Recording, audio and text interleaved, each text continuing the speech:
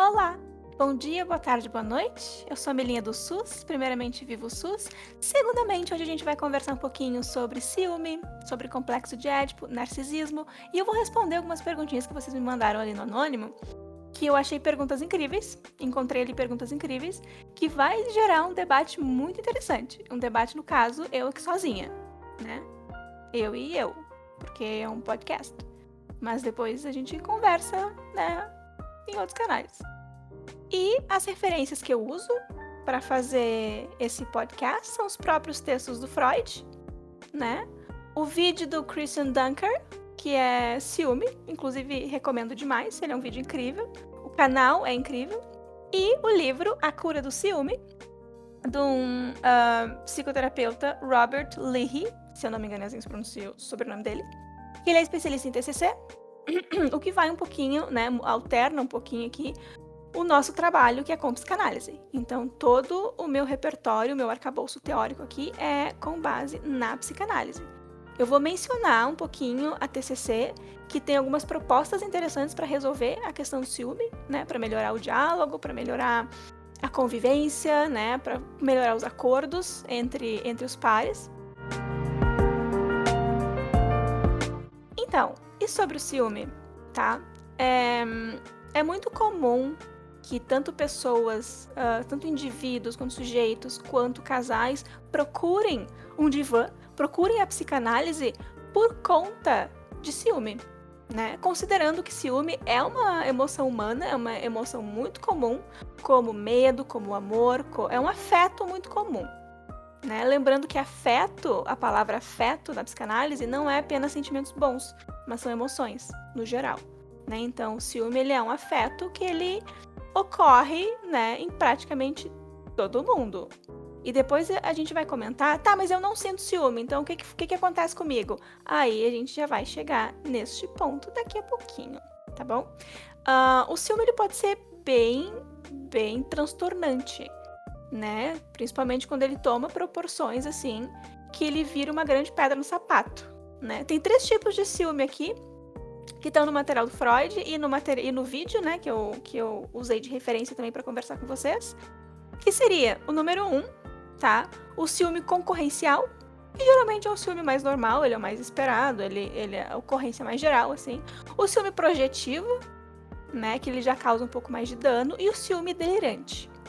Esse último, ele geralmente termina em violência, né, que é o que a gente encontra de casos de violência doméstica, né, que mulheres foram mortas por conta de ciúme. Não é qualquer ciúme, né, ele é um caso mais específico, né, ele é uma ocorrência mais específica, né, e ele também ciúme também impede que as pessoas vivam o seu cotidiano de uma maneira confortável. Ele impede as pessoas de lavarem uma louça sem estar preocupado com o que o cônjuge está fazendo, né? Então ele tem dependendo de quais situações que o ciúme vai invadir, ele pode ser uma grande pedra no sapato.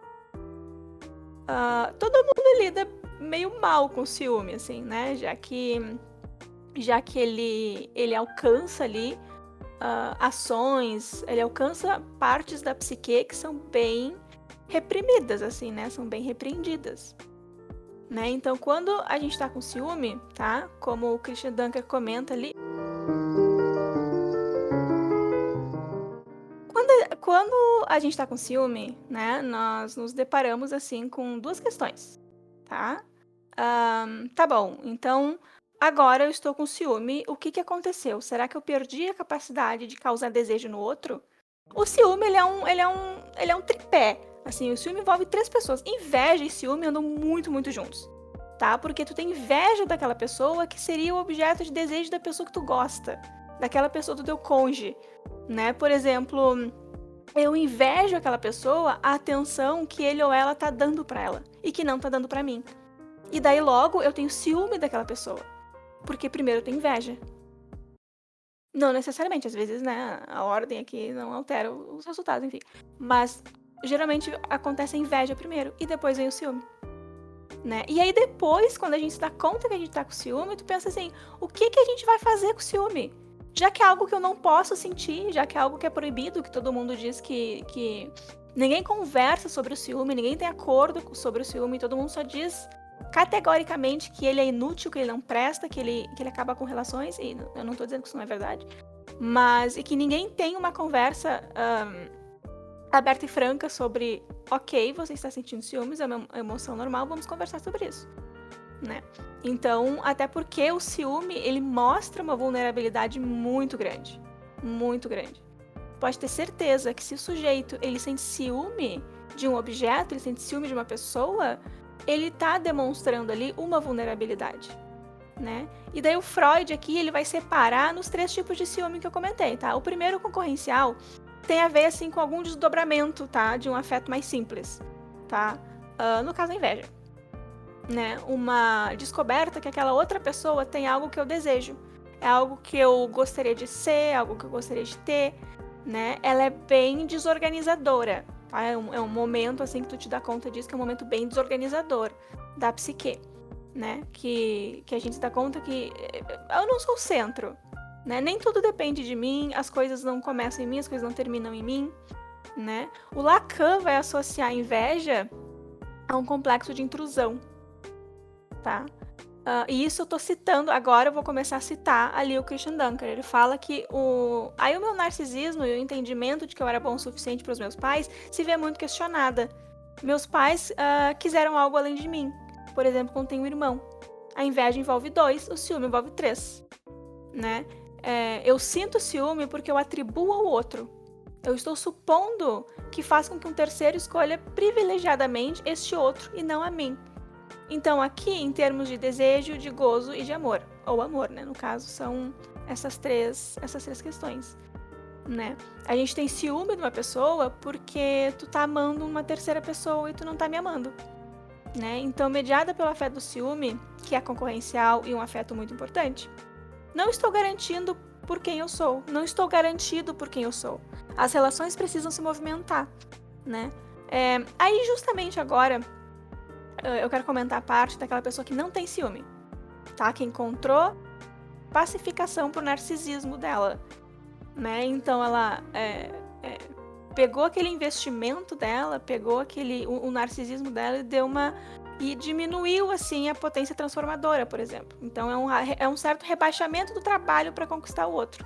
Então, quando a pessoa fala, eu não sinto ciúme, então existe aí uma questão do trabalho que ela tem, da quantidade, do investimento, né, no trabalho que ela tem para conquistar outra pessoa e para conquistar todos os dias, né? Porque geralmente o ciúme ele acontece quando a gente, por questões, né, ou concorrenciais ou projetivas, quando a gente percebe que a relação está em risco.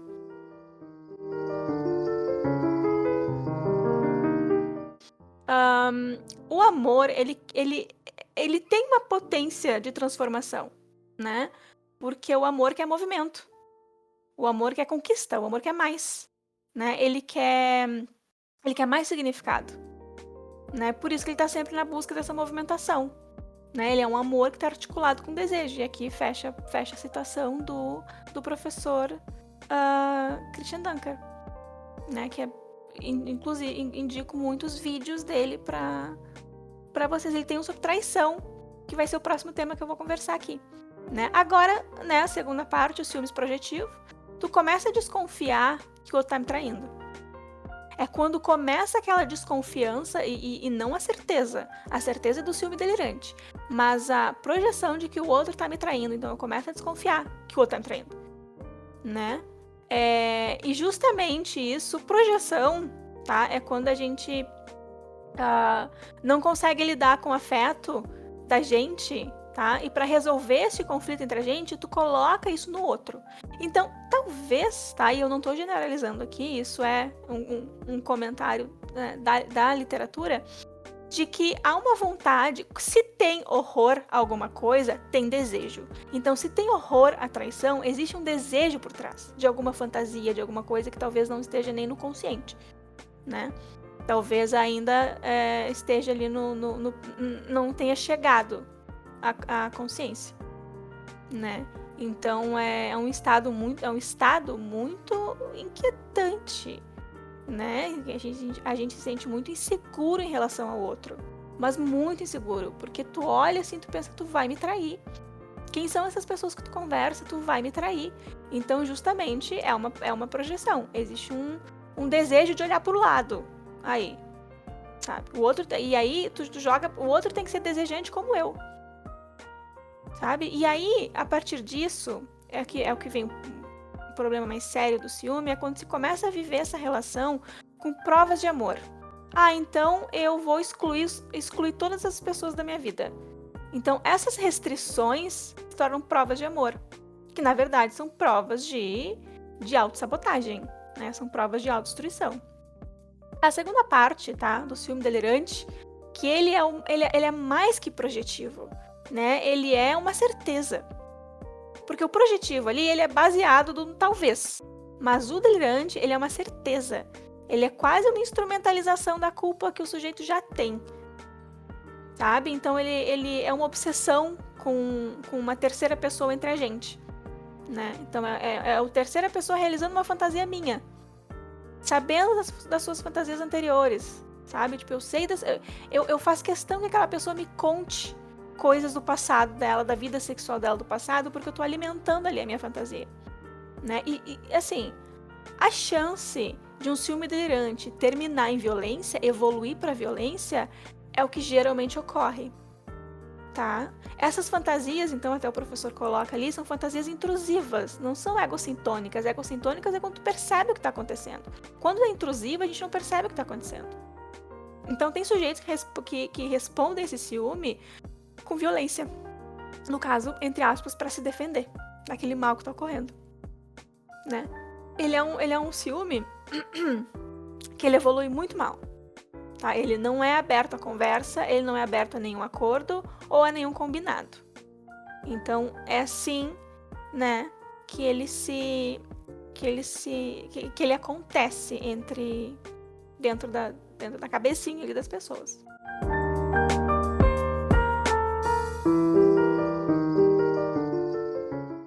E aí tem uma pergunta aqui que diz: o que você pode nos dizer sobre ciúme retrógrado? Tipo quando uma pessoa tem ciúme do passado da outra e do que ela já viveu. E como lidar com isso de forma saudável? Olha, o que eu posso dizer? Eu, estudante de psicologia, não sou formada, não sou psicanalista, tá? Justamente existe esse alimento a uma fantasia, né? Existe aqui uma projeção, existe aqui um ciúme mais projetivo, né? Que tá jogado pro passado, porque todo mundo tem um passado.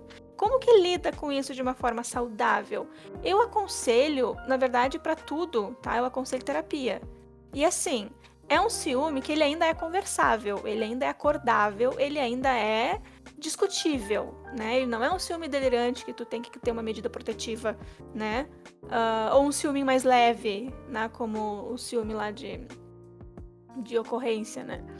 Que é o que é mais comum, assim. Então, existe sim essa possibilidade, assim, dá pra viver de uma maneira saudável, bem saudável, né? Deixa eu ver outra pergunta aqui. Existe como ter uma convivência saudável com pessoas narcisistas? Ai, ai, ai. O que eu vou dizer? É saudável? Eu não sei te dizer, tá? Nesse ponto, eu vou falhar aqui como podcaster. Mas o que acontece? Pra tu te relacionar com o narcisista, tu precisa ter um certo eco. Tu precisa ser eco. É que nem o mito de Narciso e Eco, né? Porque narcisista, tu precisa ecoar aquilo que ele quer receber. Só que como o narcisista é muito instável, nem ele sabe o que ele quer, porque ele tem uma vulnerabilidade muito grande, ele esconde aquela megalomania, por trás daquela megalomania, ele esconde uma vulnerabilidade da infância. Né? Ele esconde uma vulnerabilidade gigantesca. Então, eu creio que sim, se a pessoa estiver em tratamento. Né? Porque a questão também principal do narcisismo é que o investimento não é no objeto. Porque narcisista não consegue investir no objeto. Por isso que é difícil, dizem, tá? A literatura lá na época do Freud, que seria difícil tratar narcisista porque não existe transferência na hora da análise ali, né? Tu não consegue colocar as tuas coisas no sentir emoções, sentir afetos pelo teu terapeuta, né? E narcisista investe única e exclusivamente em si. Então, daí tem essa questão. Próxima pergunta. como uma pessoa narcisista enxerga a si mesma? Isso é muito complicado, isso é muito difuso, vai depender de caso para caso, tá? Como que ela enxerga a si mesma, assim. Mas ao mesmo tempo é dual, ao mesmo tempo que existe uma vulnerabilidade, existe ali também uma noção de megalomania, de eu posso tudo, e é um sofrimento psíquico gigantesco. Gigantesco. Né? Eu vou trazer, vocês fizeram bastante perguntas sobre narcisismo, eu vou trazer uma parte aqui do podcast única e exclusivamente sobre narcisismo. Acho que vocês vão gostar. O que mais que eu tenho aqui?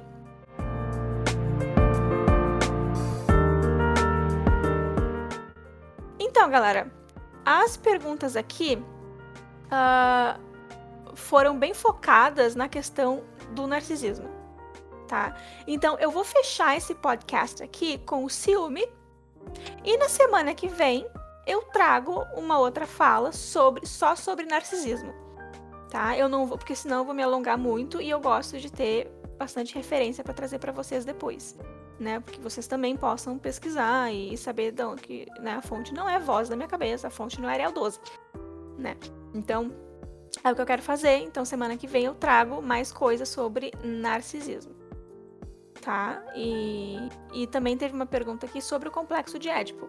Eles estão muito juntos, eles estão bem juntos, o complexo de Édipo e o narcisismo. Então, dá pra fazer um paralelo legal entre eles, tá bom?